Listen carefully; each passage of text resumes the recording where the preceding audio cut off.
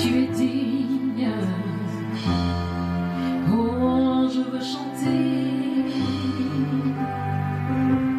Tu es digne de recevoir la gloire. Tu es digne d'être loué. Tu es digne de recevoir la gloire. Tu es digne d'être loué. Disons-le.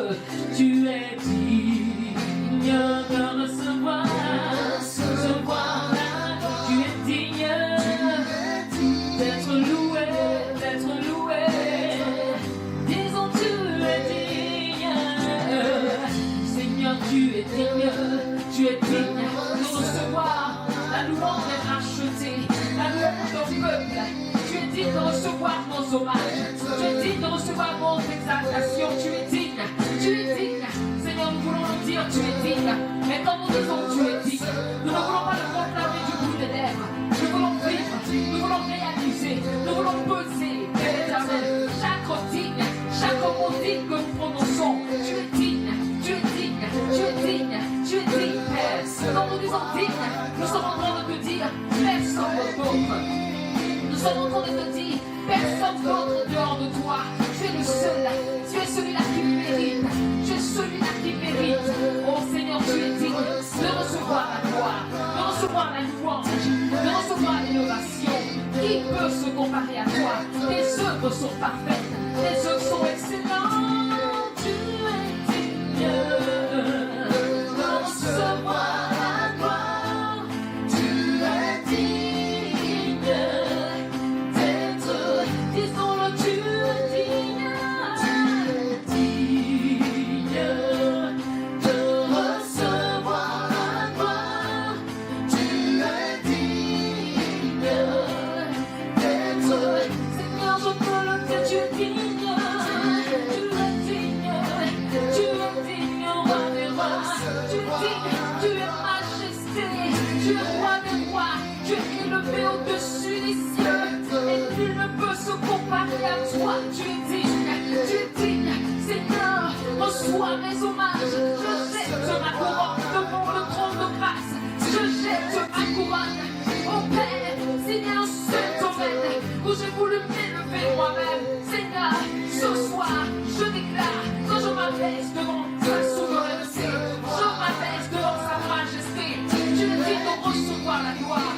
Tu es digne et nous allons chanter. Je veux chanter.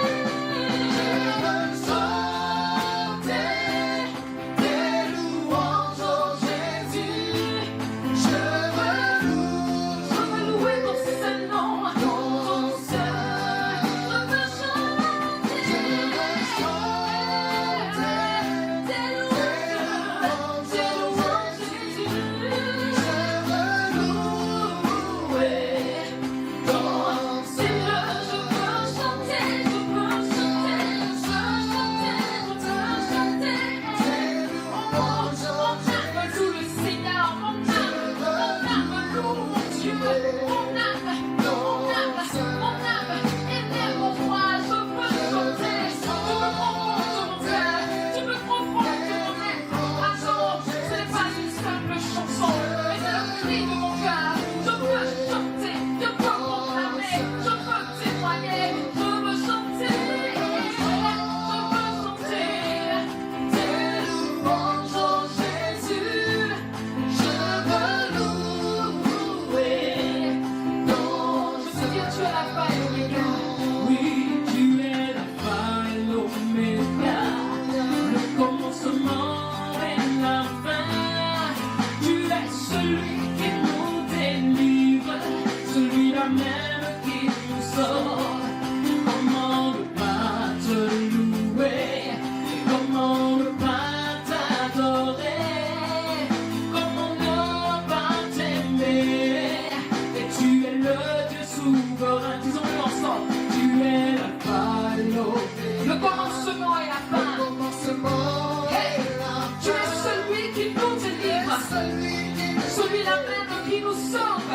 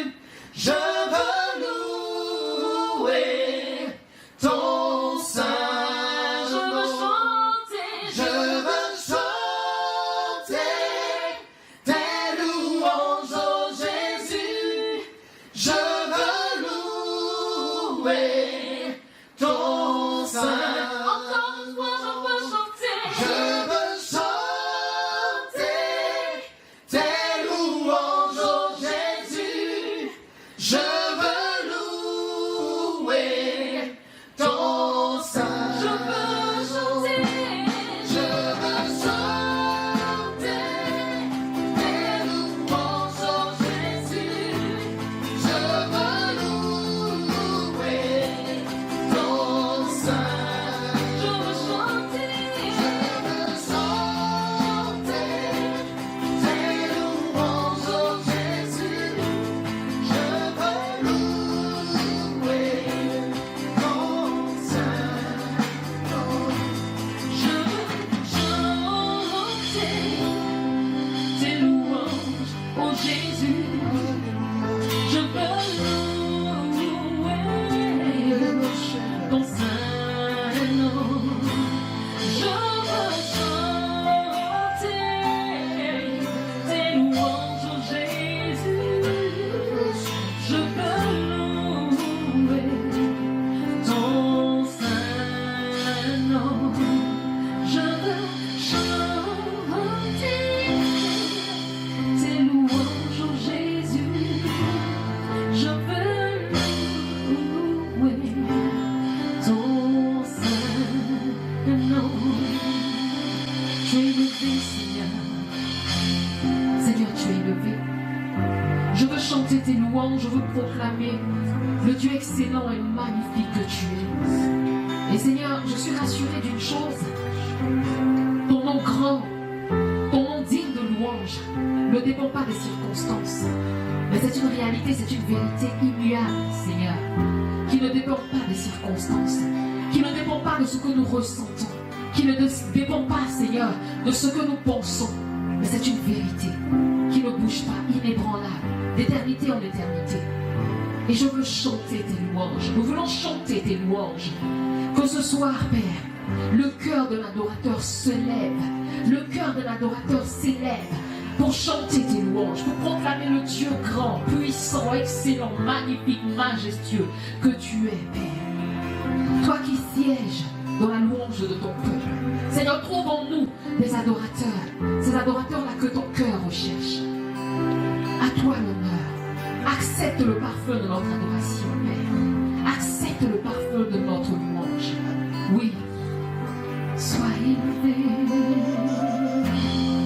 Alléluia. Alléluia. Alléluia.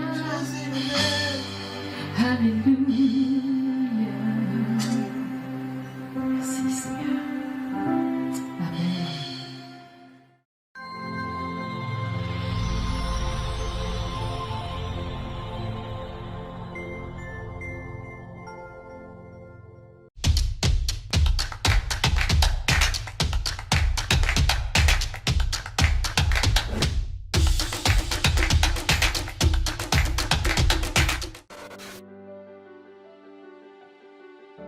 Salut frères et sœurs, que la grâce et la paix du Seigneur soient avec chacun d'entre vous. Alors je fais cette petite vidéo pour nous présenter ce puissant programme qui va avoir lieu dans quelques temps, in Liberia. Pourquoi IN? IN, comme vous le savez, signifie Impact Nation. Et si on veut revenir dans notre vision, la vision des vases d'honneur, c'est par Christ, nous faisons des nations des vases d'honneur pour la manifestation de son règne. Et comme vous le savez, vase d'honneur, ce n'est pas des membres forcément de l'église vase d'honneur, mais c'est des chrétiens, selon 2 Timothée 2:20, parvenus à l'excellence du discipulat comme des disciples excellents. Donc, par Christ, nous faisons des nations. Donc, notre vision en tant que des vases d'honneur, c'est de toucher toutes les nations. Nous avons donc un aspect apostolique avec l'ouverture des églises et un aspect de croisade, de campagne prophétique à travers les nations pour pouvoir réaliser cette vision que Dieu nous a donnée et que nous portons tous. Par Christ, nous faisons des nations, des disciples, des vases d'honneur pour la manifestation de son règne. Le Liberia, parce qu'au niveau de message de vie, dois-je le rappeler que message de vie et vase d'honneur, c'est les deux faces de la même pièce. Ce sont des aspects de la vision que Dieu nous a donnée qui se réalisent de part et d'autre. Ok. Alors, message de vie a un volet prophétique. Message de vie a un volet prophétique. C'est-à-dire que l'onction qui repose sur ma vie n'est pas simplement une onction d'évangéliste, de gagneur d'âme, un peu comme nos pères Renard Bouquet, Billy Graham, mais c'est une onction prophétique. Donc le Seigneur nous envoie impacter les nations par rapport à la destinée prophétique de chaque nation. Israël est, en tant que nation, est appelé premier-né de Dieu, et Dieu parle, juge et a un jugement pour les nations. Jésus pouvait dire par exemple que la ville de Sodome et Gomorrhe sera jugée moins sévèrement que Bethsaïda par exemple. Donc il existe des jugements, des bénédictions, des jugements pour les villes, pour les peuples, pour les nations. Donc l'évangélisation prophétique vise la réalité prophétique d'un peuple. Concernant le Libéria est la première nation indépendante d'Afrique qui a obtenu son indépendance en 1847 avec des esclaves libres libérés donc des États-Unis qui sont revenus au niveau donc du Libéria, et puis d'autres esclaves aussi qui étaient en chemin. J'ai appris récemment donc d'autres esclaves qui étaient en chemin qu'on avait pris du côté du Congo, qui partaient pour les États-Unis, et certains navires avaient fait blocage pour empêcher, pour arrêter la traite négrière, la traite de l'esclavage. Et ces bateaux-là qui ont été empêchés de rejoindre les Amériques sont revenus en Afrique et ont laissé leur cargaison d'hommes au niveau du Libéria, et ça a donné donc cette nation libérienne qui est la toute première nation indépendante d'Afrique. En tant que prémisse, cette nation mérite une attention particulière. La situation désastreuse sur le plan sanitaire, sur le plan militaire qu'a connu le Libéria traduit un peu l'atmosphère générale qui persiste en Afrique. Si nous voulons que l'Afrique soit bénie, nous devons bénir la première nation. Ce point-là, je l'ai compris un peu plus tard. Mais en 1999, lorsque l'Esprit m'avait enlevé me parlant de l'évangélisation de toute la Côte d'Ivoire, il m'avait parlé de certaines nations. Et une des nations dont il m'a parlé, c'est le Libéria. Il m'a parlé du Libéria. Donc cette nation était quelque part dans mon cœur, ne sachant pas le temps, le moment où Dieu voudrait qu'on y parte. Logiquement, le Libéria venait même avant Haïti, mais le Seigneur a son calendrier. Et toutes ces régions qu'on a visées jusqu'à présent en IN, telles que IN Centrafrique, on était donc au centre de l'Afrique. IN Haïti, on a visité le premier peuple noir indépendant qui forme la première nation noire indépendante au monde. Et puis IN Liberia, la première nation indépendante d'Afrique. Donc Dieu a un plan concernant les peuples africains et puis concernant la race noire qui a été la pierre rejetée, la misère, la pauvreté, etc. Je crois que nous sommes arrivés à une saison où Dieu veut restaurer ces nations-là et faire en sorte qu'elles portent le message de l'Évangile jusqu'au retour de Jésus-Christ. Et nos programmes au Libéria visent cet objectif-là, obéir à Dieu, aller au Libéria par obéissance au Saint-Esprit et réveiller toute l'Afrique pour la gloire de Dieu. Alors, je l'ai plus ou moins dit dans la question précédente, vase d'honneur et message de vie sont les deux faces d'une même pièce. Il faut que, si tu es vase d'honneur, il faut savoir que tu es message de vie. Okay? Par contre, si tu es message de vie, tu n'es pas forcément vase d'honneur, mais tout vase d'honneur est message de vie. Voilà. Car c'est la vision. C'est cette vision-là de toucher toutes les nations. Et toucher les nations, ce n'est pas seulement ouvrir des églises apostoliques vase d'honneur. Toucher les nations, c'est les impacter prophétiquement. Et ce volet prophétique-là, c'est aller prophétiser, enlever les fondements, prophétiser sur les fondements. Donc, Message très vite travaille d'une manière très particulière qui ne doit pas directement se manifester comme une communauté, parce qu'on va devoir travailler avec tout le corps de Christ, avec toutes les églises, avec tous ceux qui ne sont pas de vase d'honneur, mais qui se sentent connectés à la grâce et à l'onction de mon appel. Donc toutes ces personnes, le message de vie, c'est de les regrouper pour pouvoir toucher les différentes portes d'influence des nations et les fondements des nations. Vase d'honneur étant message de vie, tous les vases d'honneur sont concernés par cette vision prophétique que Dieu a accordée à message de vie. Tu fais partie de cette vision. Je l'enseigne dans beaucoup de messages tels que Bouc et brebis, parlant du fait que nos bénédictions, nos faveurs nous sommes accordées selon notre capacité à suivre le berger. Et à suivre le berger qui est Christ. L'apôtre Paul pouvait dire, imitez-moi comme j'imite le Christ. Amen. Paul était en train de suivre Christ. Et je suis en train de suivre Christ là où il m'envoie. Et il se trouve que tu es avec moi. Amen. Tu es avec moi. Donc la façon de me suivre, de suivre Jésus, c'est d'être impliqué. Impliqué avec tes dons, impliqué avec tes biens, et surtout impliqué avec ton cœur dans la prière. J'ai besoin que tu portes ce programme-là en prière. Le ciel veut que tu portes ce programme en prière. Toi-même, ta bénédiction est rattachée au fait que tu portes ce programme-là en prière. Ne détourne pas ton cœur d'une chose pareille. Ne dis pas ça ne me concerne pas. Si ça concerne la vision dans laquelle tu es, ça te concerne. Beaucoup de pas de ta destinée vont s'écrire parce que toi-même tu vas obéir et tu vas semer, tu vas t'investir dans ce programme.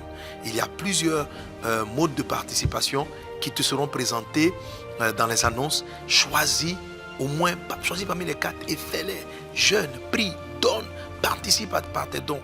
Porte ce programme en prière. Prie pour moi, intercède pour moi. Prie pour tous ceux qui sont sur le terrain. Et toi aussi viens sur le terrain. Que Dieu te bénisse. Rejoins, implique-toi dans In Liberia.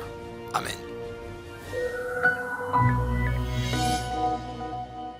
Shalom bien-aimé, nous sommes en bonne voie pour le Libéria. Et toi, es-tu prêt à nous rejoindre? Tu peux aussi participer avec nous par tes dons. Tu te demandes comment donner? Eh bien, c'est simple. En fonction de ce que Dieu te met à cœur, fais ton don dans l'une de ces catégories suivantes. Première catégorie, les World Changers, 10 000 francs CFA, soit 20 €, soit 20 $.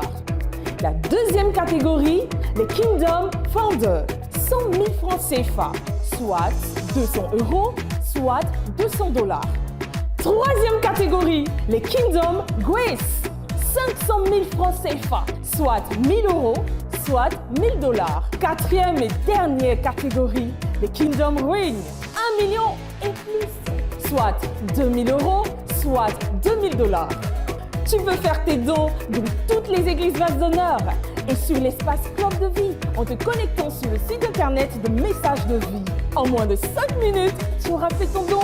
Connecte-toi vite à la campagne In Liberia et deviens une grande source de bénédiction pour les autres. Que Dieu te bénisse.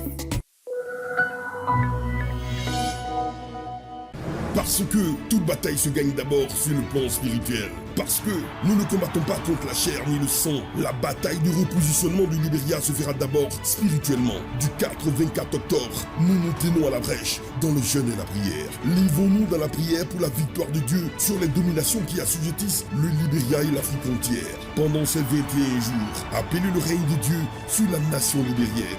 Parce que nous combattons étant déjà dans la victoire. La délivrance de ce pays, premier-né des nations modernes d'Afrique, sera effective au nom puissant de Jésus. Connecte-toi au site www.messagesdevie.org. Choisis ton jour et ton heure. Ensemble, allons au Libéria par la prière.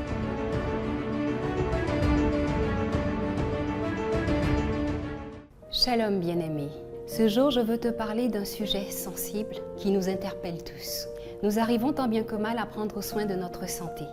Mais ce n'est pas le cas partout, particulièrement au Libéria.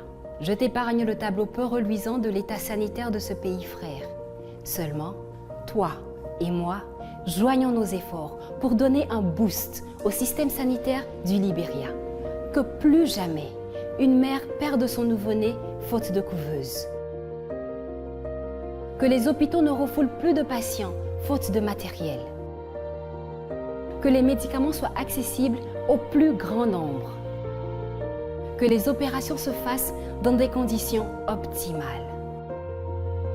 Atteignons les souffrances de ces enfants, des femmes et des hommes de ce pays.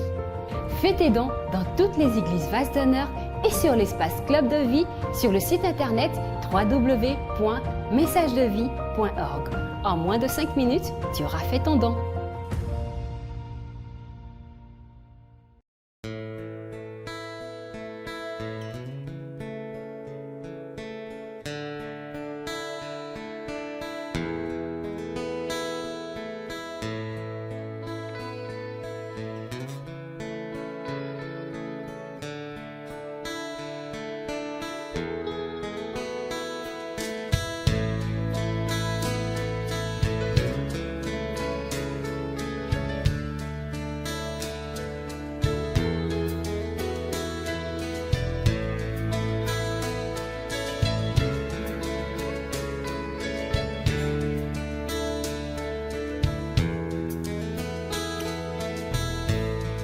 serai à toi, tu seras à moi, ensemble pour l'éternité, nos cœurs unis d'un même amour, ensemble pour l'éternité, pour toujours dans l'éternité.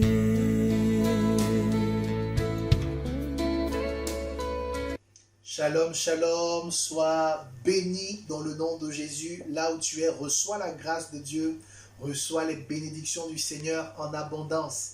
Amen, amen.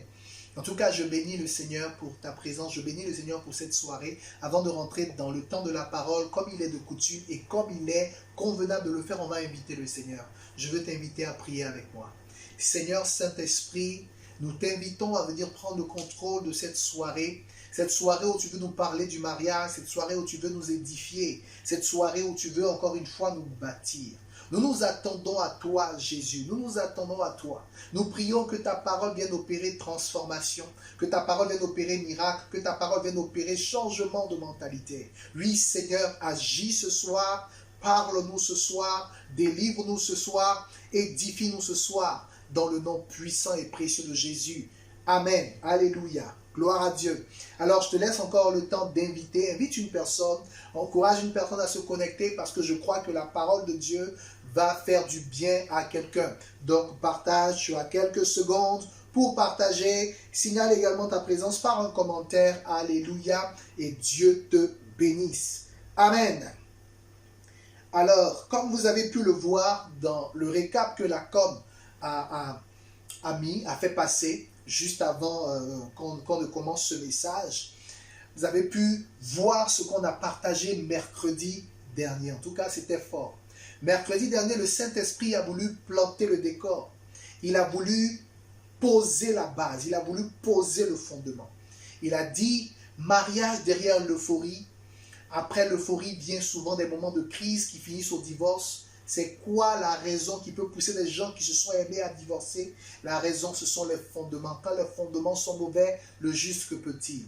Et le Seigneur nous a partagé, nous a permis que nous puissions être éclairés sur 5 catégories de fondements qu'il ne faut pas avoir avant de se marier. Amen. Je ne reviendrai pas sur ce message, on a encore beaucoup de choses à partager ce soir. Donc je ne reviendrai pas sur les points du mercredi. Amen. Regarde la vidéo, tu auras les points en détail. Amen, amen.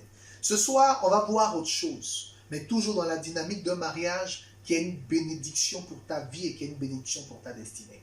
Amen, amen. Donne un bon amen à Jésus.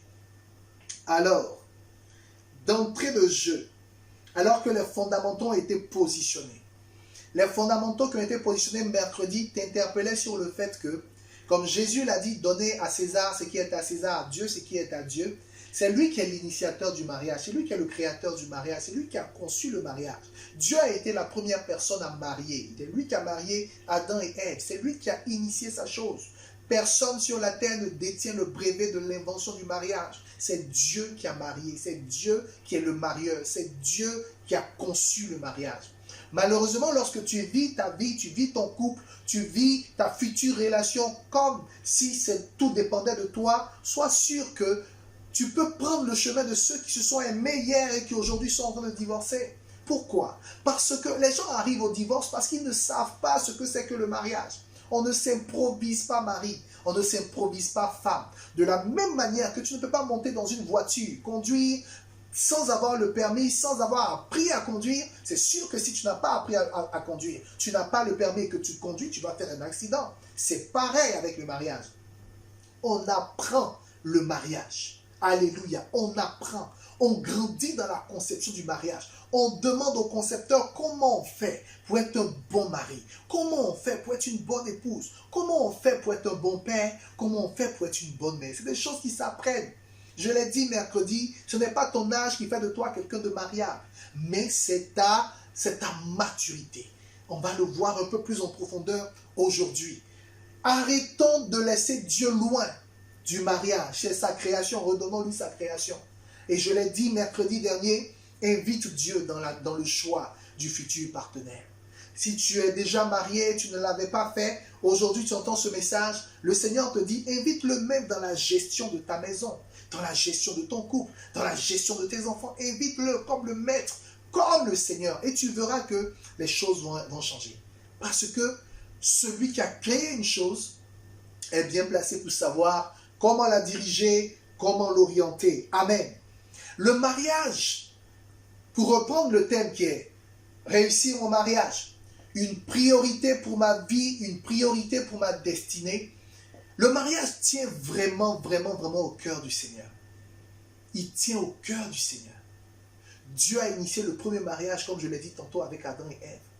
Mais Jésus, lorsqu'il est venu sur la terre pour son ministère terrestre et physique, le premier miracle de Jésus a eu lieu à l'occasion d'un mariage. Le premier miracle de Jésus, il a destiné à des noces. Pourquoi Jésus n'a pas commencé son premier miracle par ressusciter un mort, par faire marcher un paralytique? Pourquoi il ne l'a pas fait? Et son premier miracle, il le destine à un mariage. Jésus était en train de dire que pour Dieu, la réussite d'un mariage, étant le concepteur, étant le créateur, le mariage tient beaucoup au cœur de Dieu. Le mariage est l'une des priorités de Dieu. La réussite d'un mariage qui fonctionne tient au cœur du Seigneur. Et il est en train de dire, à travers le mariage d'Adam et Ève et à travers Jésus qui a fait le premier miracle lors des noces, il est en train de dire que Dieu n'est pas loin du mariage, comme tu peux le croire. Tu peux penser que Dieu est le Dieu uniquement des choses spirituelles, mais Dieu gère le mariage avec une sagesse que tu peux même ignorer. Donne un bon amen à Jésus. Alléluia. Alors, voilà, sache que le mariage tient au cœur du Seigneur. Il faut avoir les bons fondements, les bons fondamentaux, comme on l'a vu mercredi passé. Je le disais tantôt, lorsque le fondement est mauvais, quand le diable vient cribler, quand le diable vient attaquer une relation et que le fondement est mauvais, cette relation ne peut pas perdurer, cette relation ne peut pas aller loin. Des statistiques ont démontré que les divorces surviennent parfois entre la 3e année et la 6e année de mariage. Et après, ça survient autour de la 15e année de mariage. Tu vois, quelqu'un qui s'est marié après 1 an, 2 ans, se dit, ah, les choses sont stables. Mais les statistiques disent 3 et 6 ans, zone de turbulence. Passé 6 ans, 7 ans, 8 ans, on a l'impression que ouais, là c'est bon, on a bâti, les enfants même ont grandi et tout. Mais les statistiques ont montré que vers 15 ans de mariage, il y a encore une secousse. Les couples qui arrivent à réussir à perdurer ont une clé, ont un secret, qu'ils appliquent souvent consciemment ou inconsciemment. Et ce secret-là, l'un des plus grands, sinon le plus grand, selon la parole de Dieu qui permet à un couple de pouvoir aller le plus loin possible, c'est de bâtir sur le roc. Jésus étant le fondement, étant la fondation, redonnant la chose à Dieu. Amen. L'un des fondements, l'une des choses qu'il ne faut pas du tout ignorer, j'avais promis le dire aujourd'hui. Voilà, quand on était en fin de message du mercredi, je vous ai dit que j'allais ajouter un point aujourd'hui au message du mercredi. Ce point-là, c'est que pour avoir des fondements qui durent, parce que la qualité des fondements, de la qualité d'une fondation dépend la solidité de l'édifice, la qualité de la fondation de ton couple, la qualité de comment est-ce que ton couple a été fondé est capitale pour le succès, pour la réussite, pour le caractère inébranlable de ton couple. Alléluia. Hormis les points cités mercredi, je veux te faire un ajout. Et cet ajout, il concerne tant les célibataires que même les mariés. Pour sanctifier au maximum ta source, pour sanctifier au maximum les fondements de ton mariage, il y a une chose importante à éviter lorsque tu es célibataire et que tu t'apprêtes à te marier. Une chose importante à éviter, c'est l'impudicité. J'entends par impudicité toute relation hors mariage. Parce que la relation hors mariage est une relation qui n'est pas approuvée par le Seigneur. Toute relation sexuelle hors mariage n'est pas approuvée par le Seigneur et ça ouvre des portes à l'ennemi. C'est un peu comme si ça donne le droit à l'ennemi de réclamer certaines choses sur la relation que vous êtes en train de bâtir et même sur la relation que vous avez bâtie. Parce que les fondements, à un moment donné, n'ont pas été sanctifiés, ils n'ont pas été purifiés. Vous avez ouvert une porte par le péché. Fuyez l'impudicité. Amen. Si tu es célibataire, fuis l'impudicité. Tu es marié, fuis l'impudicité. L'impudicité dans le mariage, c'est l'adultère. Avoir des relations avec un conjoint qui n'est pas ton mari, qui n'est pas ta femme, c'est de l'adultère. Et ça également, ça ouvre des portes à l'ennemi. Donc toute relation illicite, toute relation qui n'est pas approuvée par Dieu est une relation qui vient souiller les fondements de ton mariage et qui donne un peu comme une forme de légitimité au diable pour te cribler. Sors de ces choses. Alléluia. Sors de ces choses, ça va te détruire. Et je veux partager avec toi quelques versets pour te faire réaliser combien de fois tu dois fuir l'impudicité. La Bible dit en 1 Corinthiens chapitre 6 au verset 18, fuyez l'impudicité. Quelque autre péché qu'un homme commette, ce péché est hors du corps. Mais celui qui se livre à l'impudicité pêche contre son propre corps. 1 Corinthiens 3 verset 16 à 17 dit ceci. Ne savez-vous pas que vous êtes le temple de Dieu et que l'Esprit de Dieu habite en vous? Si quelqu'un détruit le temple de Dieu, Dieu le détruira car le temple de Dieu est saint et c'est ce que vous êtes. Le Seigneur est en train de te rappeler que ton corps ne t'appartient pas, ta vie ne t'appartient pas. Alors n'envoie pas ton corps à faire des choses que Dieu n'approuve pas. N'envoie pas ton corps à commettre des choses que Dieu n'approuve pas. Sinon tu risques de le regretter. En commettant ce genre de choses, tu souilles les fondations de ton mariage. Tu souilles, les fondements. Fuis le péché. Tu vas me dire, pasteur, c'est vrai, c'est le péché et tout. Oui, il n'y a pas de petit péché, il n'y a pas de grand péché. C'est vrai. Tout péché est péché. L'impudicité est une... Comment je peux le dire? L'impudicité, en fait, est une catégorie même de péché qui, au-delà d'être péché,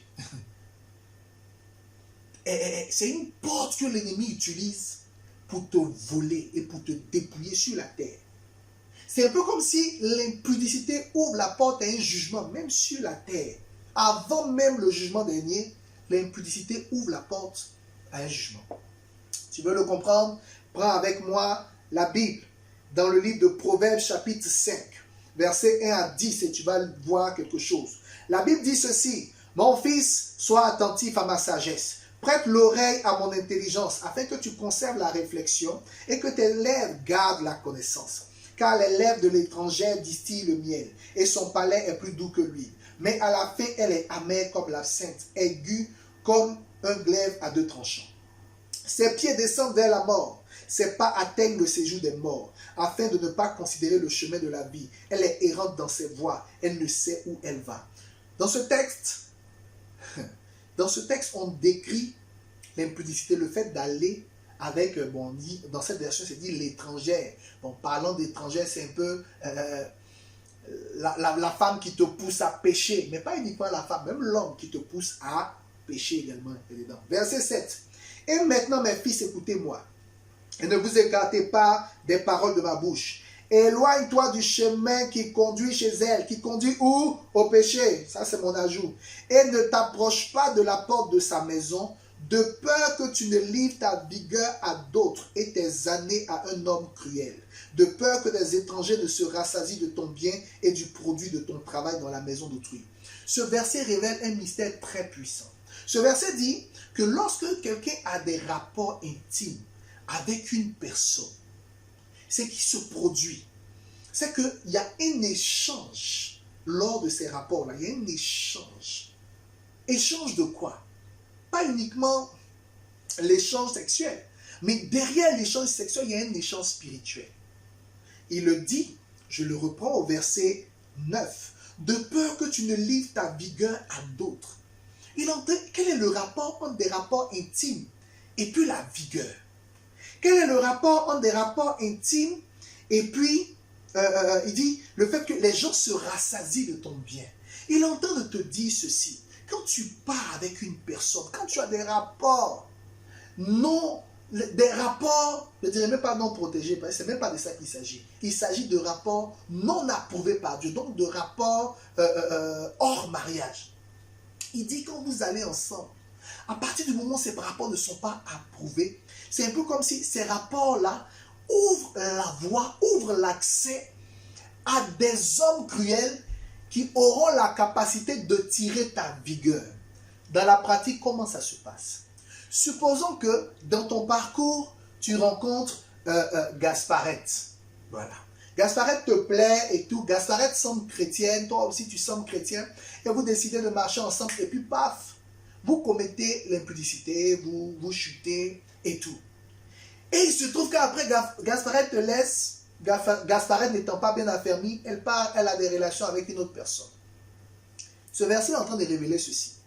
Si Gasparette, dans ses rapports, part avec quelqu'un appelé un homme cruel, c'est-à-dire un homme spirituel, mais pas spirituel selon Dieu, c'est-à-dire un homme mystique, l'homme mystique qui va aller avec Gasparette là, aura la capacité de sucer les étoiles de tous les partenaires que Gasparette a eu dans sa vie. C'est ça le mystère de ce texte. Et c'est l'une de ces vérités-là que tu dois savoir sur l'impudicité. Quand tu vas avec une personne, la Bible dit, celui qui se livre à la prostituée devient une seule chair avec elle. J'enlève même le mot prostituée. Celui qui se livre à une personne hors mariage devient une seule chair avec elle. Vous devenez une seule chair. Il y a un échange. Au-delà du rapport, tu lui as donné quelque chose, elle t'a donné quelque chose. Vous devenez une seule chair. Même quand vous finissez le rapport, chacun prend sa route. Une partie de toi est liée à elle. Parce que vous êtes devenu une seule chair. Et il se trouve que elle, après elle tombe amoureuse, elle chute avec une autre personne. Et cette personne-là est dans des sciences occultes, bizarres. La personne qui est dans des sciences occultes, qui part avec elle, sachant qu'en elle, il y a eu plusieurs, comment je peux le dire, une seule chair, avec plusieurs personnes différentes, qui ont laissé des empreintes spirituelles en elle.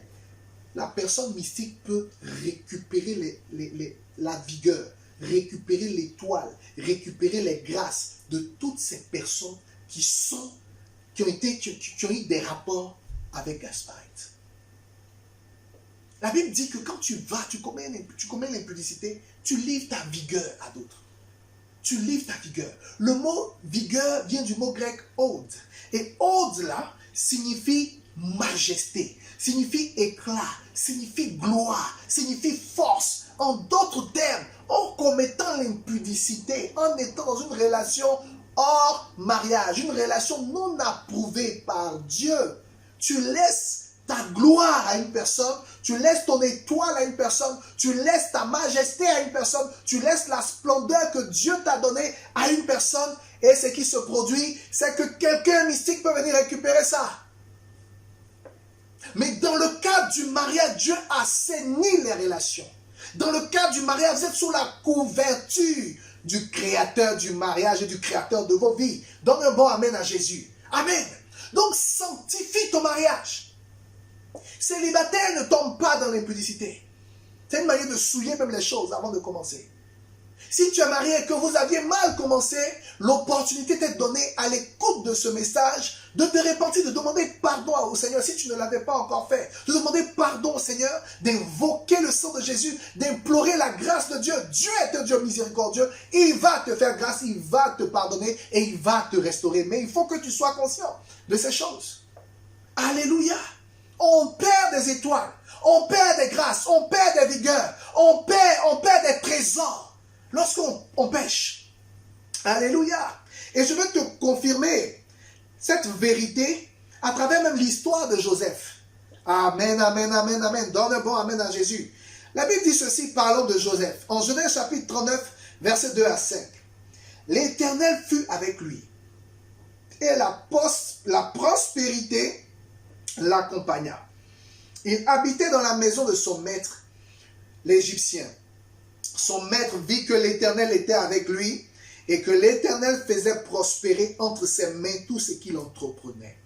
Joseph trouva grâce aux yeux de son maître qu'il employa à son service, l'établit sur sa maison et lui confia tout ce qu'il possédait.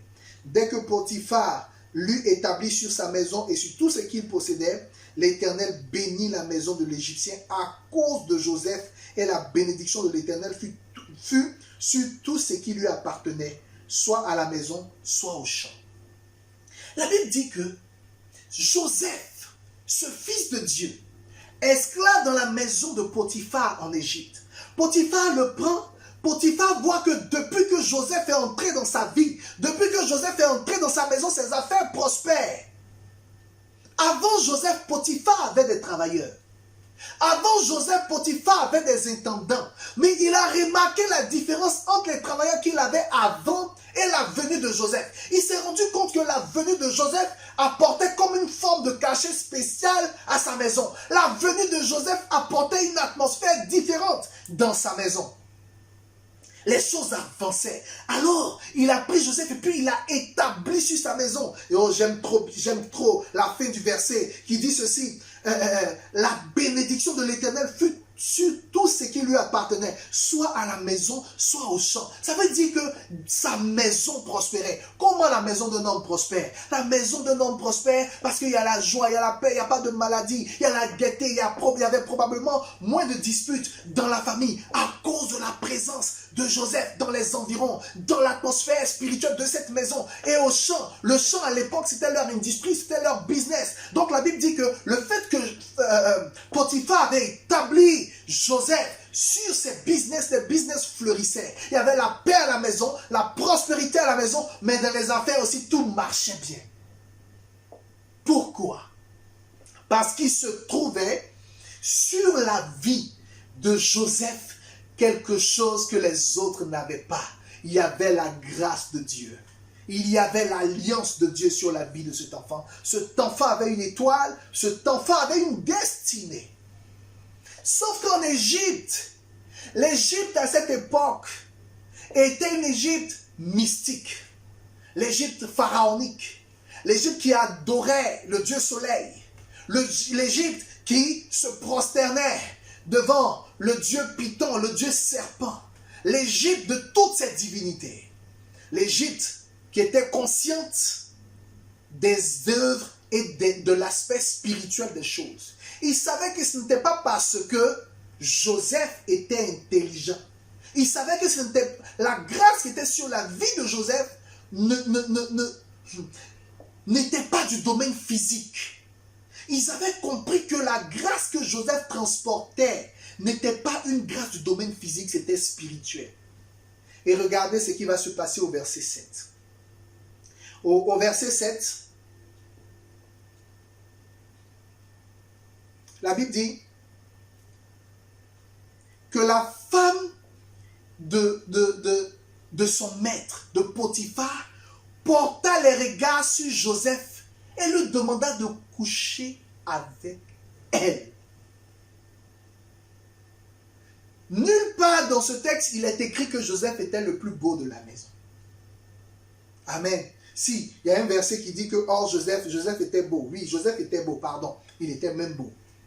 Mais en fait, tu te rends compte que, sachant que c'est une famille proche de Pharaon, à cette époque, les gens, en tout cas dans ce pays, ils n'avaient pas l'alliance avec le Dieu, avec l'Éternel. Je crois dans mon cœur que ce que cette femme visait, c'était pas la beauté physique de Joseph. Mais cette femme voyait la grâce qui était sur Joseph, la grâce que ce jeune homme transportait. Et elle dit, couche avec moi. Pourquoi couche avec moi? Probablement que dans le couche avec moi, ce qu'elle visait, c'était l'étoile, c'était la grâce, c'était la bénédiction qui était sur la vie de Joseph. Beaucoup de mystiques, aujourd'hui à notre époque, utilisent cette arme.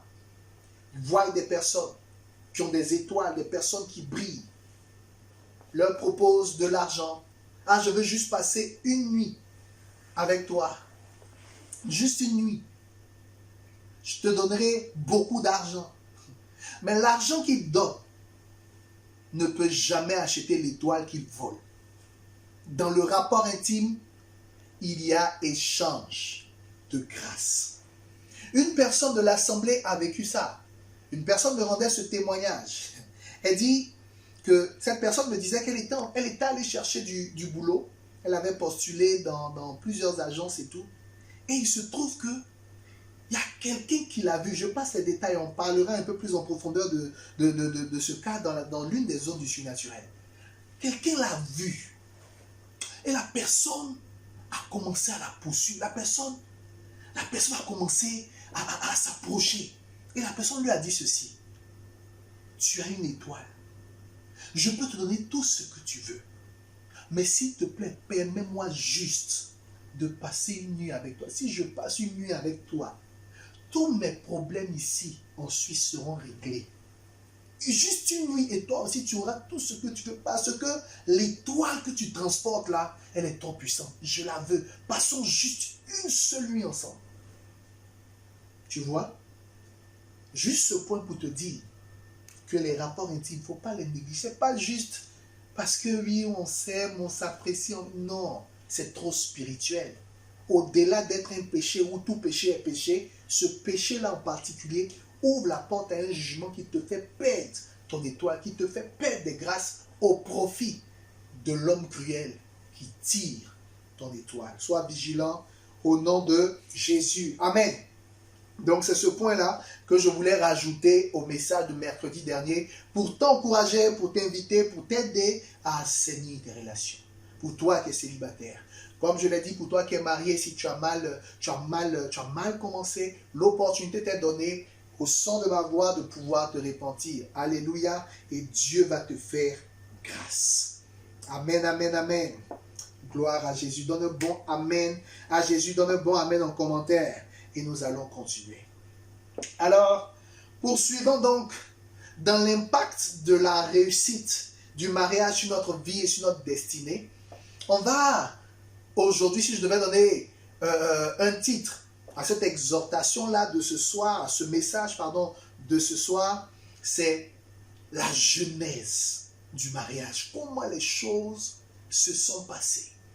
Tu vas voir que dans la manière dont le premier mariage a été célébré, dans la manière dont Dieu a géré, conduit le premier mariage, il y a tellement d'enseignements. Voilà pourquoi je te dis que le concepteur, c'est Dieu. Il a laissé des traces dans sa création, il a laissé des traces dans sa conception, et ces traces-là nous aident jusqu'à aujourd'hui. Amen. Et c'est ce qu'on va voir. Tu vas prendre ta Bible en Genèse chapitre 2.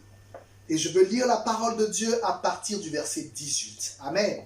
La Bible dit, « L'Éternel Dieu dit, il n'est pas bon que l'homme soit seul. Je lui ferai une aide semblable à lui. L'Éternel Dieu forma de la terre tous les animaux des champs et tous les oiseaux du ciel. Il les fit venir vers l'homme pour voir comment il les appellerait. Et afin que tout être vivant portât le nom que lui donnerait l'homme. Et l'homme donna des noms à tout le bétail, aux oiseaux du ciel et à tous les animaux des champs. Mais pour l'homme, il ne trouva point d'aide semblable à lui. Alors, l'Éternel Dieu fit tomber un profond sommeil sur l'homme qui s'endormit, et il prit une de ses côtes et referma la chair à sa place. L'Éternel Dieu forma une femme de la côte qu'il avait prise de l'homme, et il l'emmena vers l'homme. Et l'homme dit, « Voici cette fois celle qui est os de mes os et chair de ma chair, on l'appellera femme, parce qu'elle a été prise de l'homme. » Verset 24. C'est pourquoi l'homme quittera son père et sa mère, et s'attachera à sa femme, et ils deviendront une seule chair. Amen. Donne un bon amen à Jésus. Alors ce texte nous présente comment est-ce que Dieu a procédé pour emmener, pour susciter le premier couple de l'histoire de l'humanité. Adam et Ève. Comment est-ce que le concepteur a fabriqué la chose appelée mariage? Aujourd'hui, on est à la genèse du mariage. Mercredi dernier, on était aux fondamentaux. Aujourd'hui, on est à la genèse. Je prie que dans le processus de Dieu, tu comprennes. Je prie que dans le processus de Dieu puisse t'aiguiser. Toi qui n'es pas, puisse t'aiguiller. Toi qui n'es pas encore marié, à savoir te tenir. Toi qui es marié également, ça va te faire du bien. Donne un bon amen à Jésus. Amen. Alors, pour t'enseigner dans cette genèse, pour t'enseigner dans ce processus que Dieu a utilisé, je vais même juste lire ce qu'il a dit et on va commenter. Amen. Je commence par le verset 18. Il dit, verset 18, « Il n'est pas bon que l'homme soit seul. » Dis avec moi, « Il n'est pas bon que l'homme soit seul. » Toi qui commentes, tu peux écrire, « Il n'est pas bon que l'homme soit seul. » Rien que ça, ce bout de phrase est une révélation puissante. Donc dans le processus, note, si tu prends des notes, note que dans ce processus, le premier point est l'étape de « il n'est pas bon que l'homme soit seul ». Ça, c'est le premier point. Et ce premier point, c'est quoi? C'est le constat de Dieu. Mais derrière le constat de Dieu, je veux te faire voir quelque chose d'autre. Quelque chose qui ne saute pas toujours aux yeux des hommes. Parce qu'on a trop l'impression que Dieu est seulement un Dieu spirituel. Pour le mariage d'Adam, la Bible dit que c'est Dieu lui-même qui a constaté qu'il n'est pas bon qu'il soit seul. Amen. Est-ce que tu me suis? Je veux t'emmener à voir quelque chose. On dit, Dieu dit, il n'est pas bon qu'Adam soit seul. Ce n'est pas Adam qui a dit, Seigneur, je ne suis pas bien seul. Ce n'est pas Adam qui a fait une doléance à Dieu pour dire, ah, Seigneur, à partir d'aujourd'hui, vraiment, ça devient compliqué. Je m'en sors plus seul. La Bible dit, c'est Dieu lui-même qui l'a ressenti, c'est Dieu lui-même qui l'a noté, c'est Dieu lui-même qui l'a constaté. Derrière ce constat, je veux te dire ceci de la part de Dieu. N'aie pas l'impression que Dieu n'est pas intéressé par ton mariage. Non, n'aie pas l'impression. N'aie pas l'impression que Dieu est uniquement intéressé par ta vie de sainteté, par ta vie de sanctification, par tes évangélisations, par tes jeûnes, par ta prière. Souvent, beaucoup de personnes le pensent. Ils pensent que Dieu est à l'écoute de tout, sauf de ce qui concerne leur mariage. Ce n'est pas vrai. Autant Dieu s'intéresse à ta vie de sainteté, autant Dieu s'intéresse à ton service dans la maison du Seigneur, autant Dieu s'intéresse à te bénir, à t'envoyer au ciel, autant ce texte nous révèle que Dieu s'intéresse à ton mariage. Il s'est intéressé au mariage du premier homme. Sans même que Adam ne lui demande. Dieu s'est intéressé. Je veux te dire, toi qui n'es pas marié, que sans même que tu te demandes, Dieu s'intéresse à ton mariage. Le projet de te marier est devant la face de Dieu. N'aie pas l'impression que c'est lorsque tu vas pleurer, lorsque tu vas gémir, lorsque tu vas te priver, tu vas faire des jeûnes, que Dieu va maintenant se rappeler, ah tiens, mon enfant tant n'est pas marié, ma fille tant n'est pas mariée. Non. Dieu, à travers ce verset, la Bible nous le présente comme un père. Un père qui s'intéresse à tous les aspects de ta vie, même à ton mariage. Amen.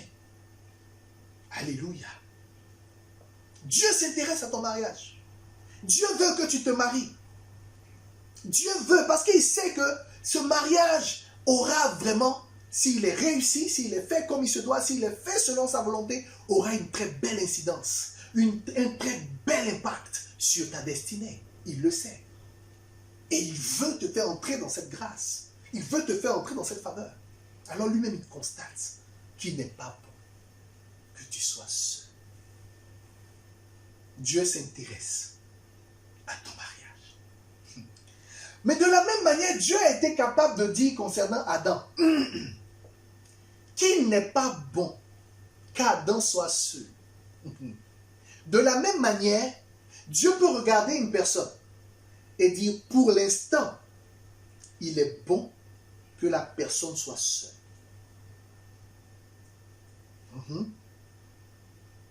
Oui. Le même Dieu qui peut dire qu'il n'est pas bon que tu sois seul parce qu'il s'intéresse à ton mariage. Il va vouloir s'intéresser à ton mariage. Il va vouloir manifester la grâce du mariage. Mais quand il s'approche et qu'il regarde ton caractère, il peut se dire, il est bon que pour l'instant là, tu sois seul. Parce qu'il va estimer que tu n'es pas encore prêt. Parce qu'il va estimer que il y a des choses que tu n'as pas encore assimilées. Parce qu'il va estimer que il y a des réflexes que tu n'as pas encore laissés. Parce qu'il va estimer qu'il y a un niveau de maturité et de maturation que tu n'as pas encore atteint. Amen. Je te prends cet exemple. Bon, ce n'est pas un exemple, c'est le cas d'Adam. Adam n'est pas né bébé. C'est-à-dire, on n'a pas vu Adam avoir 1 an, 2 ans, 3 ans, 15 ans, tant. Adam, quand il est né mature, il était mariable. Ça veut dire quoi? L'un des critères que Dieu regarde et que Dieu recherche pour réaliser ou pour dire qu'il est bon. Maintenant, il n'est pas bon que tu sois seul, il est bon que tu te maries, c'est ta maturité. Dieu va peser ta maturité. Dieu va observer ta maturité. Dieu va observer ta maturité. Parce que quelqu'un qui n'est pas mature serait un danger pour l'autre. Alléluia. Mercredi dernier, je te donnais les statistiques des couples qui divorcent. N'est-ce pas? Il y en a beaucoup. Derrière 2 adultes que vous pouvez voir devant un maire, en train de célébrer leur mariage, quand Dieu n'a pas été invité, quand Dieu n'a pas été au sort, quand Dieu ne les a pas préparés, on peut voir physiquement 2 adultes être en train de se marier. Mais dans les faits et dans l'esprit, si l'homme n'est pas mature, c'est comme un enfant qui est en train de marier une femme adulte. Dans les faits, si la femme n'est pas mature, c'est comme un monsieur mature qui est en train de marier un bébé, une gamine. Le mariage est pour les hommes faits, pour les femmes accomplies.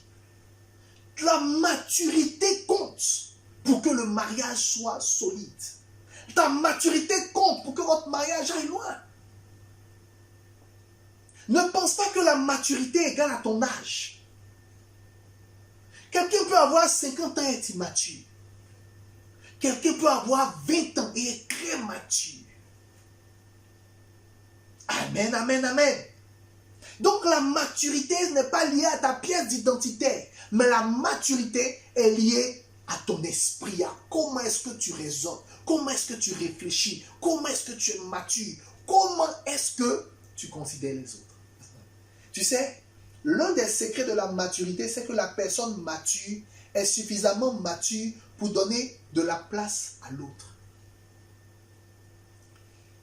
Je te donne cette illustration avec les enfants. Comment on sait qu'un enfant est enfant?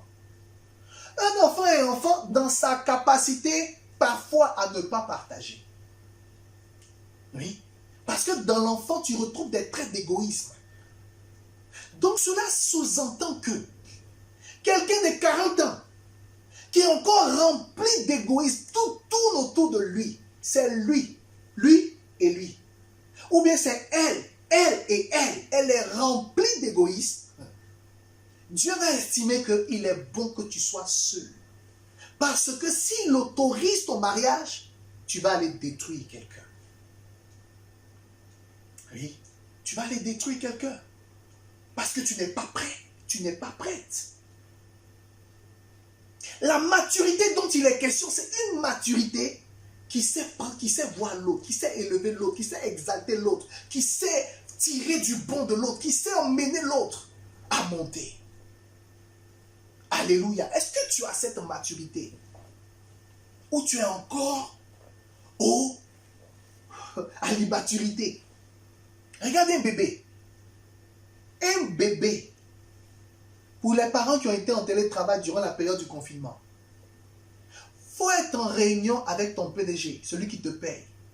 Il faut être à ta réunion la plus importante de la terre. Supposons que ton bébé est à côté. Tu es à ta réunion. Si le bébé a faim et qu'il veut son lait, tu ne vas pas dire au bébé, bébé, excuse-moi, je suis avec le PDG.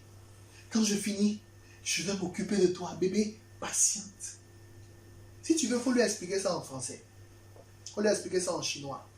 Il faut lui expliquer ça en arabe. Il faut lui expliquer ça en hindou. Il faut lui expliquer ça dans toutes les langues que tu veux. Le bébé, quand il a faim, il va pleurer. Pourquoi?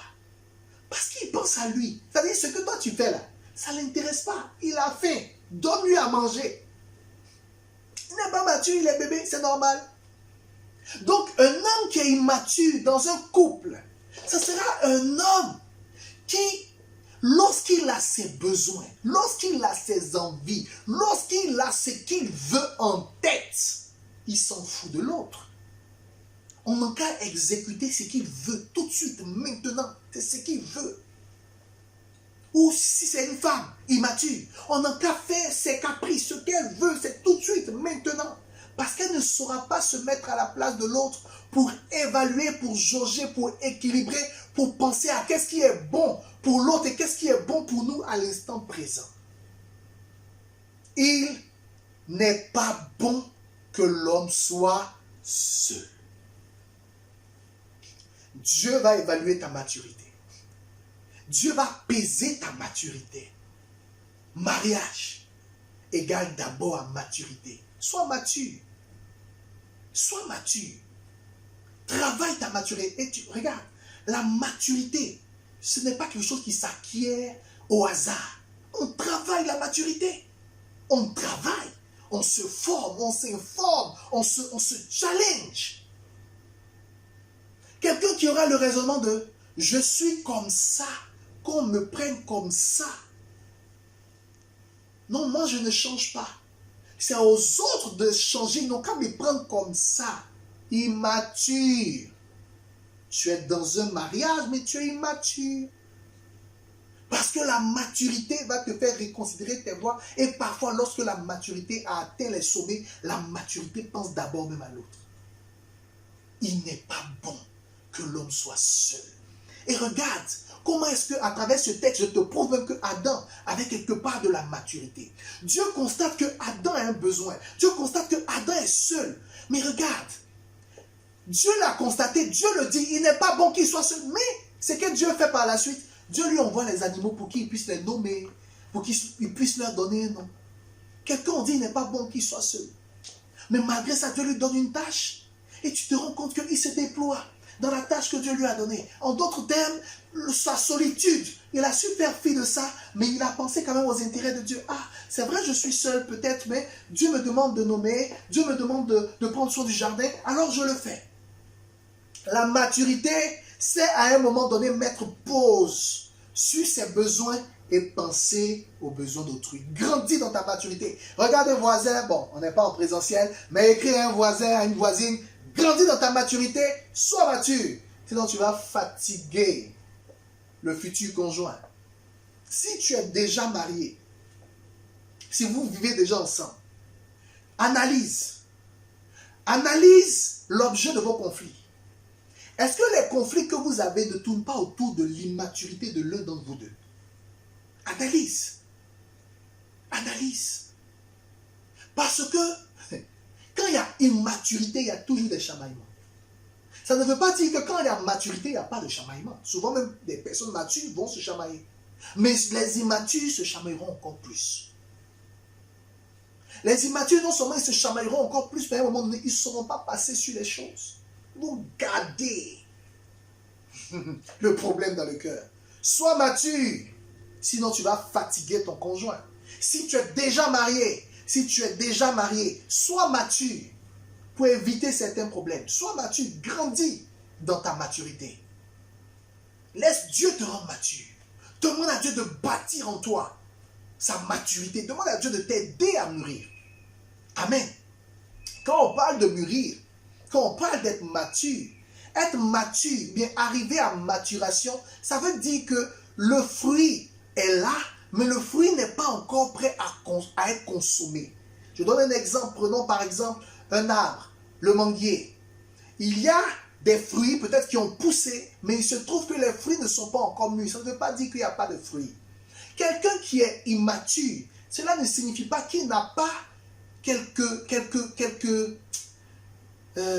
substances de bonne foi, de bon raisonnement, de bonne logique, voilà, tu vois. Quelqu'un qui est immature peut avoir des fruits. Le problème, c'est que ces fruits ne sont pas encore mûrs. Ces fruits ne sont pas encore prêts à être consommés.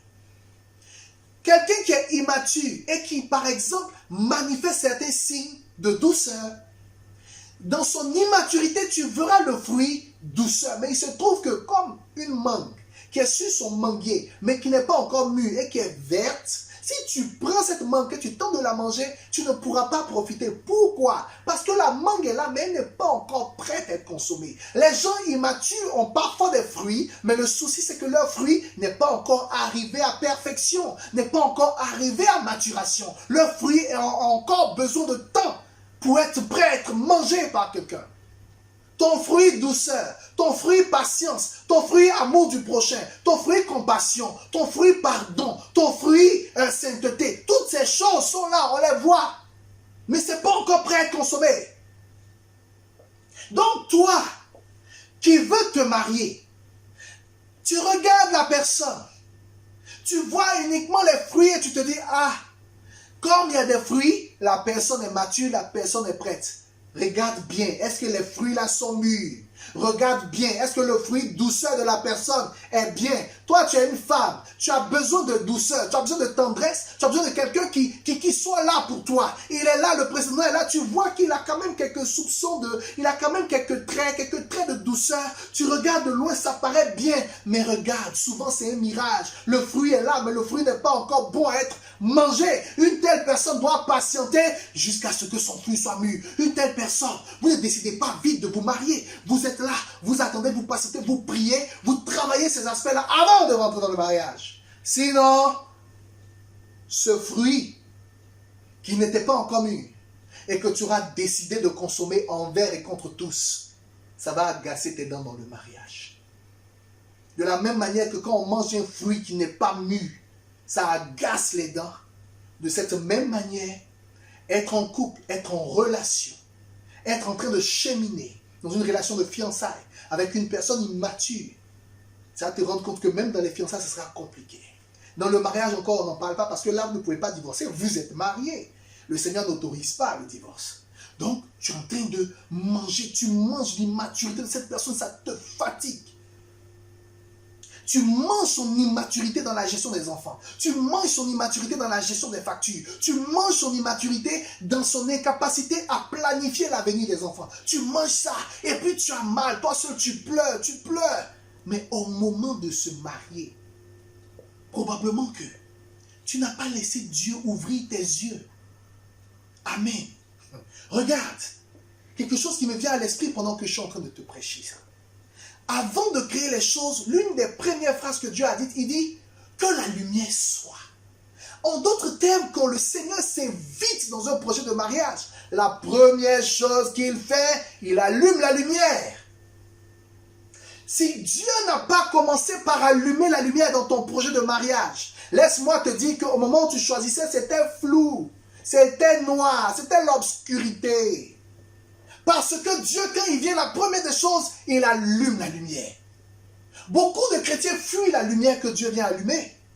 Parce qu'ils se disent, ah, si Dieu a allumé la lumière, que vraiment les tares de mon fiancé sont révélées, les tares de ma fiancée sont révélées, peut-être que Dieu ne va pas vouloir qu'on se marie. Seigneur, pardon, il ne faut pas mettre ta bouche dans mon affaire. Laisse-nous comme ça, on va se gérer, on va se marier comme ça. Mais le problème, c'est que vous allez vous marier comme ça, mais dans le foyer, ça sera bagarre. Ça sera bagarre, ça sera dispute. Des disputes que vous auriez pu éviter si vous aviez laissé Dieu allumer la lumière. On a l'impression que quand Dieu allume la lumière, c'est pour disqualifier. Qui vous a dit ça? Quelqu'un peut être la bonne personne pour toi, mais ça peut ne pas être le bon moment. La grâce, quand Dieu vient allumer la lumière, la grâce qui se déploie et la grâce qui se dégage, c'est qu'au moins, tu vois les erreurs de l'autre et vous les travaillez en amont. Tu n'as pas vu ces erreurs et vous êtes aujourd'hui mariés et tu manges un fruit qui agace tes dents. Quand Dieu vient, il allume la lumière. Tu as touché l'arbre, tu as semblé voir des fruits. Tu sais, les mangues, sur le manguier, même quand elles ne sont pas mûres, elles ont une bonne forme. La forme est bien grosse, tu touches, tu te dis, quand tu touches, tu ne vois pas la lumière, tu ne vois pas la couleur de la mangue. Donc, tu as l'impression qu'à sa forme, le fruit est bon. Or, Dieu n'a pas allumé la lumière. Donc, quand tu touches, quand je parle de toucher, genre, c'est dans ton choix. Tu touches, tu regardes. Ah, mais la personne peut être bien. Quand je touche tel aspect de sa vie, je vois que l'aspect responsabilité est là. Parce que peut-être la personne vit seule, la personne prend soin de sa maison. Donc, quand tu touches le fruit responsabilité, tu te dis, ah, peut-être que la personne, oui, la personne sait prendre, c'est être responsable. Tu touches, mais Dieu n'a pas allumé la lumière. Tu n'as pas vu. Même si le fruit est là, il n'était pas mûr. Maturité. Maturité. Que Dieu te rende mature. Tu sais, quand tu deviens mature, quand tu travailles ta maturité, du haut du ciel, le Seigneur dit, il n'est pas bon que mon fils, que ma fille soit seule. Elle est maintenant prête à être mariée. Il est maintenant prêt à être marié. Amen. Alléluia. Une chose que je veux ajouter avant de continuer.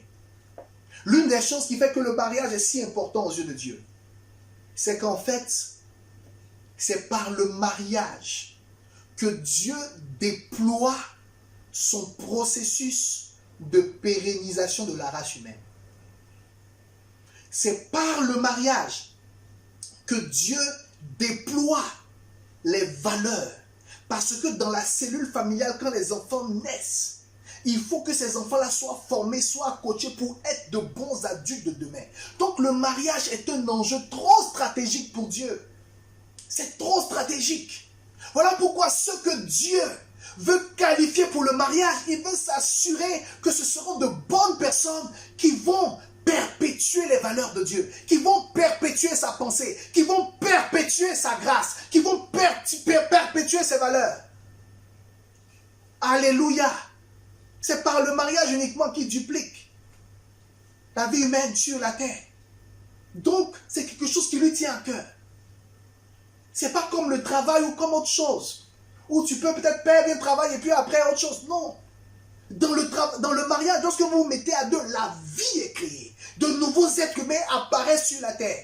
Mais que seront-ils s'ils sont nés dans une famille où monsieur n'a pas joué son rôle, où madame n'a pas joué son rôle? C'est encore peut-être des personnes qui vont venir ajouter par leur caractère, parce qu'ils n'ont pas reçu les valeurs de Dieu, ils vont venir ajouter aux tribulations de la terre.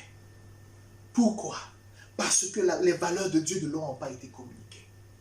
Mais une cellule familiale réussie où Dieu est là, où les valeurs sont inculquées, où la présence de Dieu est inculquée, Dieu se dit, à travers cette cellule familiale, j'ai de nouveaux membres, de nouveaux agents d'influence du royaume des cieux sur la terre.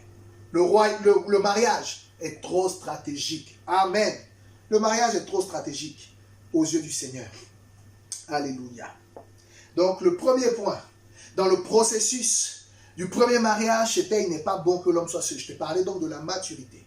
Dieu qui doit voir ta maturité. Le deuxième point, c'est que Dieu dit, toujours au verset 18, je lui ferai une aide semblable à lui. Dis avec moi, une aide semblable à lui. Ça, franchement, c'est très fort. C'est très fort. Dieu dit, dans le principe du mariage, de comment est-ce que lui il marie, de comment est-ce qu'il fait les choses, en principe, l'aide qui vient là est censée être semblable à toi. Amen. La personne que Dieu va te donner ou que Dieu t'a déjà donné était au moment de ton choix semblable à toi. Tu vas me dire, mais semblable comment? On ne se ressemble pas? On n'a pas la même taille? On n'a pas le même teint? On n'a pas le même nom? Semblable comment, pasteur? Quand Dieu dit, il t'enverra une aide semblable à toi, il est en train de parler surtout de ton aspect émotionnel, de ton aspect intérieur, l'aspect qu'on ne voit pas. À travers ce deuxième point, je veux te dire ceci. Toi qui n'es pas encore marié, ne te précipite pas pour te marier. C'est une erreur. Tu sais pourquoi? Parce que il y a d'abord un travail que tu dois faire sur toi. Et le travail que tu vas faire sur toi et en toi, ce travail-là va attirer quelqu'un qui sera semblable à ce que tu es.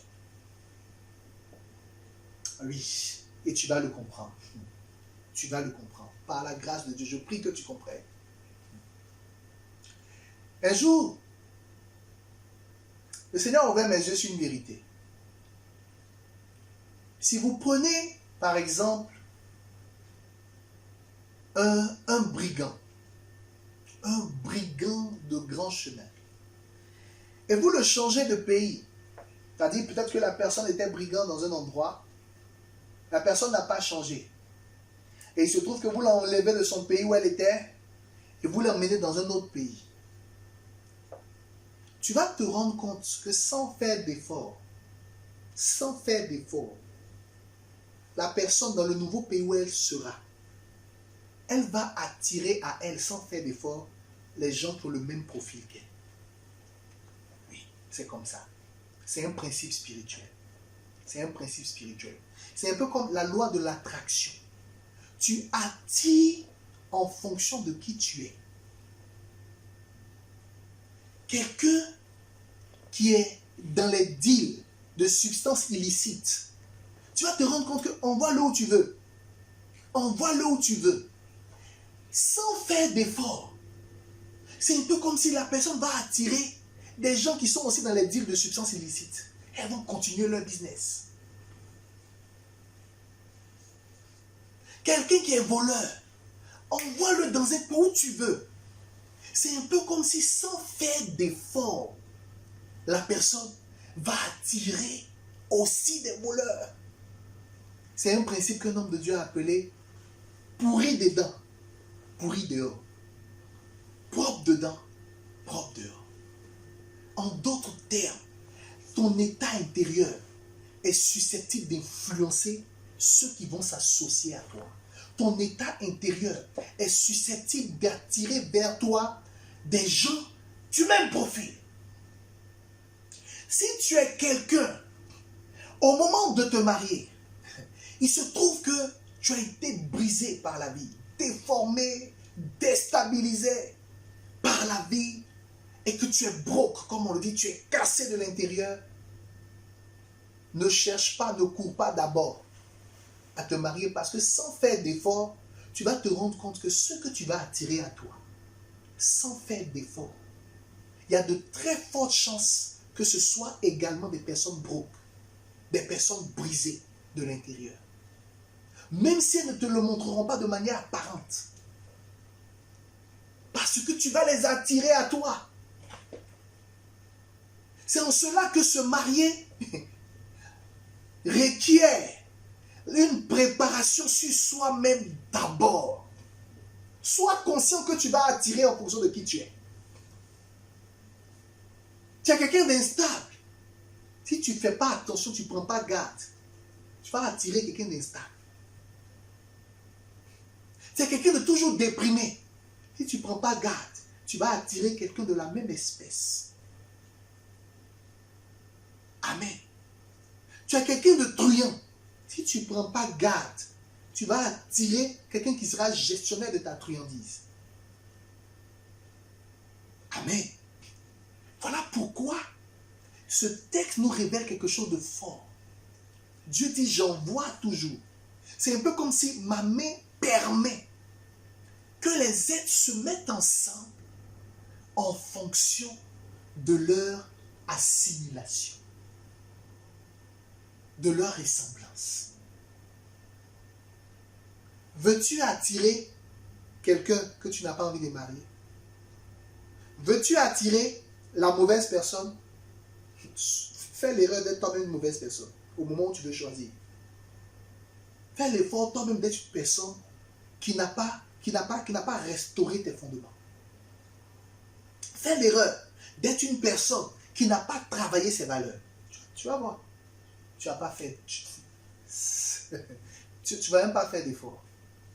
Et tu vas attirer quelqu'un qui est dans la même gamme, qui est dans la même dimension. Il dit, je ferai venir vers toi quelqu'un de semblable. Tu veux attirer la bonne personne? Au moment de te marier, avant de te marier, commence à réfléchir destinée. Qu'est-ce que Dieu a placé en moi? Quels sont mes rêves? Voici Seigneur ce que je veux atteindre. Au-delà de l'aspect des rêves, pense à tes valeurs. Seigneur, j'ai remarqué que j'ai tel mauvais caractère, j'ai ceci, j'ai cela. Je dois travailler mon caractère. Commence à travailler ton caractère. Tu vas voir que la personne que Dieu va faire venir sera également quelqu'un qui est dans la même gamme. Afin que vous puissiez évoluer ensemble. Dans la même gamme.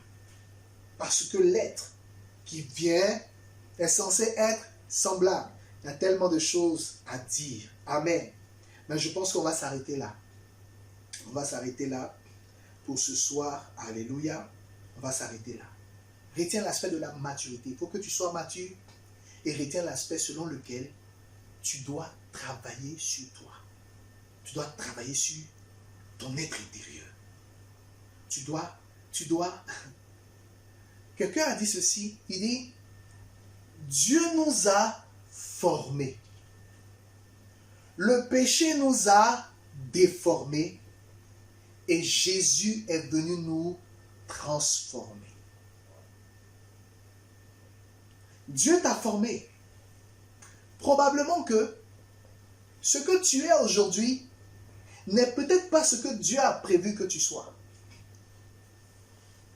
Ce que tu es aujourd'hui est peut-être le résultat de blessures, de frustrations, de douleurs. Tu étais peut-être quelqu'un de calme.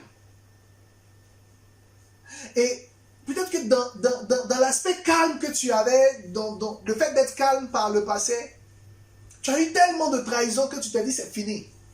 Les gens, c'est parce qu'on veut être gentil qu'ils se comportent ainsi. Donc maintenant, à partir d'aujourd'hui, voici je deviendrai comme ci, je deviendrai comme ça. En fait, c'est un peu comme si ce que Dieu avait voulu que tu sois, l'être original que Dieu t'a créé, que Dieu a créé à travers toi, le diable a réussi à te tordre, à te déformer. Et supposons que tu étais droit comme ça. Bon, Dieu crée les gens droits. Dieu t'a créé, tu étais droit. Tu marchais fièrement. Tu marchais fièrement. Tu avais fière allure. Et trahison, pam, ton cœur est touché. Déception, pam, ça te frappe. Donc toi qui étais droit, c'est un peu comme si, spirituellement, tu es maintenant un peu comme ça, un peu tordu, tu vois. Un peu tordu. Parce que tu as pris des coups. Puis tu te dis maintenant, c'est parce que j'étais droit que les gens m'ont fait ce qu'ils m'ont fait. Maintenant, je vais rester penché. On va tous faire comme eux maintenant. Donc regarde, tu es comme ça. Tu es penché. Quelque chose t'a déformé. Les soucis de la vie t'ont déformé. Les chagrins de la vie t'ont déformé. Les souffrances de la vie t'ont déformé. Puis tu es comme ça. Et puis tu veux faire ton choix. Tu veux faire ton choix. Au moment du choix, tu vas attirer aussi quelqu'un qui est comme ça. Comme ça. Qui est aussi déformé. Parce qu'on attire en fonction de soi-même. L'une des choses les plus importantes que tu ne dois pas oublier, c'est que pour que ton mariage soit un mariage béni, réussi, qui dure, après avoir assaini tes fondements, après avoir associé le Seigneur en premier, assaini tes fondements, d'abord même, avant toutes ces choses, c'est d'abord donner ta vie à Jésus. Amen, ça commence par là. Donne ta vie à Jésus réellement, ouvre ton cœur, donne ta vie à Jésus, sors du monde, sors du péché. Parce que si tu es dans le péché, même si tu écoutes une telle sagesse de la parole de Dieu pour ton mariage, je te promets que si tu es encore dans le péché, ben, le diable, tu ouvres tous tes accès, tu ouvres toutes tes portes, il peut te frapper. Donc tout commence même par le fait de donner sa vie à Jésus. Après avoir donné ta vie à Jésus, tu installes Dieu, tu assainis tes fondements, tu demandes à Dieu, tu le reconnais comme le maître, le Seigneur de ton mariage. Ensuite, si tu n'as pas encore fait le choix, tu dois savoir que ta maturité compte. Après ta maturité, le travail pour retrouver qui tu étais. Qui tu étais. Regarde, il y a des gens qui ont grandi dans des familles où ils n'étaient pas aimés. Parce que, petits, les parents peut-être étaient dans une ville, on les a confiés à des oncles. Et puis, ces personnes chez qui ils ont vécu, ils ne ressentaient pas l'amour. Ils ne se sentaient pas aimés, ils ne se sentaient pas acceptés dans leur nouvelle famille. Donc, ça fait que ces personnes ont préféré passer plus de temps dehors qu'à la maison. Plus de temps dehors qu'à la maison. Et puis, ce jeune homme qui a grandi dans cette famille où il n'était pas aimé, qui passait plus de temps dehors qu'à la maison, regarde, les habitudes finissent par devenir nature. Tu vois, tes habitudes, quand tu as des habitudes, ça devient par devenir des traits de caractère. Si Dieu avait créé cet enfant comme étant peut-être quelqu'un qui allait être casanier, qui allait être à la maison, à s'occuper de sa famille, à s'occuper de ses enfants, à être là, à être présent pour ses proches, le fait que cette personne ait grandi dans un environnement où elle ne se sentait pas aimée, qu'elle était tout le temps dehors, vous allez vous rendre compte que ça va devenir un trait de caractère. L'âge, les années vont passer. Quand la personne sera en âge de se marier, elle va se marier. Mais il se trouve que, étant dans le foyer, c'est une personne qui naturellement fera tout, peut-être pour rentrer tard à la maison. Même quand elle n'a pas de dossier, peut-être elle va perdre le temps au travail parce que dans sa jeunesse, elle a pris l'habitude d'être loin de la famille. Voilà pourquoi ne te précipite pas pour te marier. Ne te précipite pas. Quels sont les coups de la vie qui t'ont donné une nouvelle identité? Peut-être que tu étais quelqu'un de très gentil. Tu aidais les gens. Quand quelqu'un a un problème, tu es là. Quand quelqu'un a un problème, tu es là, tu soutiens. Et malgré le fait d'avoir aidé, les récompenses qu'on t'a données, c'était la méchanceté, c'était des coups bas. Et tu as décidé maintenant d'être dur. Tu as décidé d'être dur, d'être rigide. Tu sais, tu as décidé d'être rigide alors que le mari ou la femme que Dieu avait prévu te donner, quand ce mari-là allait venir, la personne qu'il était censé reconnaître, ce n'est pas la personne que tu es devenue, c'est la personne que Dieu avait fait de toi. Ça fait que tu peux être dans un environnement et tu ne vas pas reconnaître le bon mari, tu ne vas pas reconnaître la bonne femme, tu ne vas pas reconnaître la bonne personne. Tu sais pourquoi? Spirituellement, chaque homme et chaque femme a une adresse. Tu as une adresse spirituelle. Spirituellement, tu as une adresse. Tu es là physiquement, tu peux marcher et tout, on te voit, tu te balances et tout. Mais spirituellement, c'est un peu comme si tu as une adresse. Rappelle-toi de ce qui est dit en psaume. La Bible dit, il est semblable à un arbre planté auprès d'un courant d'eau. C'est un peu comme si, malgré tes mouvements physiques, ton esprit est planté quelque part dans une forme que Dieu t'a donnée à ta naissance. Donc tu es planté là, au quartier douceur. Tu es planté au quartier bonté. Tu es planté au quartier femme accueillante. Femme qui va aider les gens. Femme qui va encourager les gens. Femme qui va pousser les gens vers leur destinée. Femme qui sera là pour les gens. Et dans le schéma de ta vie, Dieu a prévu qu'un multimilliardaire vienne se connecter à toi parce qu'il t'a donné le cœur de celle qui aide, le cœur de celle qui donne, le cœur de celle qui accompagne. Donc, dans le schéma de Dieu, il dit, cette femme-là, j'ai prévu pour elle un multimilliardaire qui va venir, ils vont se marier et tous les deux, ils vont faire de grandes choses. Ils vont faire avancer mon royaume. Tous les deux, ils seront des partenaires financiers. Ils vont soutenir, ils vont créer des orphelinats, ils vont créer des écoles. Planter au quartier douceur, planter au quartier bonté, planter au quartier aimabilité, planter au quartier spontanéité. C'était la forme que Dieu t'avait donnée. Et il se trouve que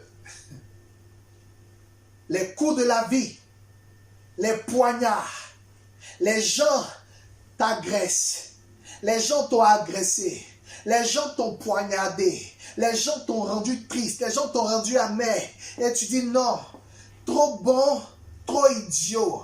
C'est bon, ça ne m'a servi à rien d'être aussi bon. Ça ne m'a servi à rien d'être aussi bon, d'être aussi gentil, d'être aussi aimable. Alors, je décide de quitter le quartier bonté. Je viens habiter le quartier dureté. Je viens habiter le quartier fermeté. Je viens habiter le quartier. Tu me cherches, tu me trouves. Et maintenant, tu es au quartier, tu me cherches, tu me trouves. Spirituellement, ton mari vient. Dans les coordonnées GPS spirituelles qui lui ont été données, c'est que lui, sa femme, elle est au quartier bonté. Donc, spirituellement, l'esprit le conduit. L'esprit le conduit. Et puis, il vient à là où tu étais placé, quartier bonté, puis il frappe. Cococo. Cococo. Ding dong. Il sonne à la porte. Est-ce qu'il y a quelqu'un? L'Esprit de Dieu m'a dit que ma femme était là. L'Esprit de Dieu m'a dit que ma femme était là au quartier bonté. Mais où elle est? Je ne la vois pas. La sœur qui était au quartier bonté est venue au quartier dureté. Son mari frappe à la porte au quartier bonté. Elle n'entend pas parce qu'elle n'est plus là. Dieu l'avait plantée. Elle s'est déracinée. Elle s'est repositionnée ailleurs. Et quand c'est comme ça, l'ennemi va dire, tiens, c'est bien, reste au quartier dureté. J'ai un client pour toi. J'ai quelqu'un qu'il te faut. Et puis l'ennemi va envoyer un arrogant, un méchant, quelqu'un même qui lui-même il aime Dieu, il aime les gens durs parce qu'il aime mater les rébellions. Et puis il vient. Quartier dureté, et puis il sonne. Ding dong. Lui qui est là, c'est moi, ton prince, celui avec qui tu es censé te marier. Il aura le visage doux, le visage gentil. Puis tu dis, oh merci Seigneur, tu m'as fait grâce. Tu m'envoyas mon mari. Quartier dureté, alors que Dieu t'avait placé au quartier bonté. Ce qui va se produire, c'est que l'homme que tu vas avoir au quartier dureté vient t'épouser, mais il t'épouse dans ta mauvaise forme. Il n'a pas épousé celle que Dieu avait formée. Il a épousé celle que les hommes ont déformée. Et ce qui va se produire, c'est que ce n'est sûrement pas le milliardaire qui était censé venir, avec qui tu devais faire les œuvres de Dieu. C'est quelqu'un avec qui tu seras, mais avec qui tu vas pleurer. Parce que vous n'allez pas dans la même direction. Tu sais pourquoi je dis vous n'allez pas dans la même direction? Parce que même si tu es déformé, dans ta déformation, l'axe et la route que tu seras en train de prendre, à la vérité, ton cœur te rappellera toujours, ce n'est pas ce que tu es. Ce n'est pas qui tu es. Tu n'es pas celle que tu étais censé être. Tu n'es pas celui que tu es devenu. Donc tu avances dans la dureté, mais ton cœur pleure, ton cœur sait. Tu es dans un couple et ton cœur pleure, ton cœur sait. Tu vois, comment faire lorsqu'on s'est marié déformé? Comment faire? Dieu est le Dieu qui restaure. Alléluia. Dieu est le Dieu qui restaure. Il y a un travail spirituel à faire. Un travail spirituel. Le travail spirituel, ne pense pas à des choses extraordinaires. Hein. C'est juste un accompagnement sur la base de la parole de Dieu. C'est juste que tu dois réaliser certaines choses. Tu dois prier, tu dois retravailler ton caractère. Et ce qui va se produire, c'est que même si pendant un temps, il y aura des clashs, des secousses dans ton couple, le Dieu de miséricorde va apaiser les choses et il va également changer le caractère de l'autre. Dieu transforme les cœurs. Celui qui a fait de Saul de Tarse, le criminel qui tuait les chrétiens, il a fait apôtre. Sache que si tu es déformé, que tu as la bonne attitude, que tu pries, Dieu est capable de te transformer et de transformer ton conjoint, de sorte à ce que vos âmes puissent matcher. Donne un bon amen à Jésus. Alléluia, on va arrêter là pour ce soir. On va arrêter là pour ce soir. Le temps est avancé, vraiment je m'en excuse. Amen. Mais j'espère que ça vous a fait du bien. Je veux prier pour la fin. Seigneur Dieu de grâce, je te rends grâce, je te bénis. Je te dis merci pour ce message que tu as partagé avec tes enfants, Seigneur. Je prie, Père, que ce message vraiment ne tombe pas dans l'oreille d'auditeurs oublieux, mais que, Seigneur, les transformations se fassent pour la gloire de ton nom. Bénis ton peuple, bénis-les, Seigneur, qu'il y ait des cascades de mariage bénis dans le nom puissant et précieux de Jésus, j'ai prié. Amen. Bonne soirée et on se retrouve mercredi prochain, alléluia, et on va continuer, on va voir certaines choses.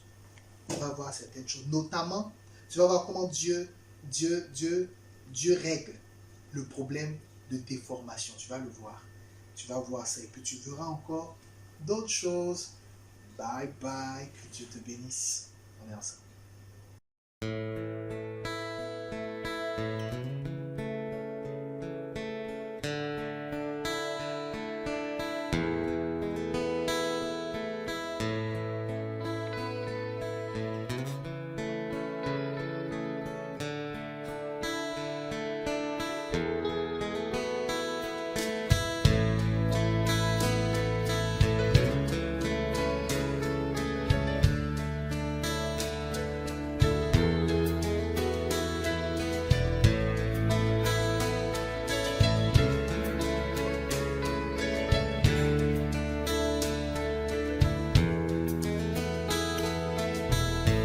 Je serai à toi, tu seras à moi, ensemble pour l'éternité, nos cœurs unis.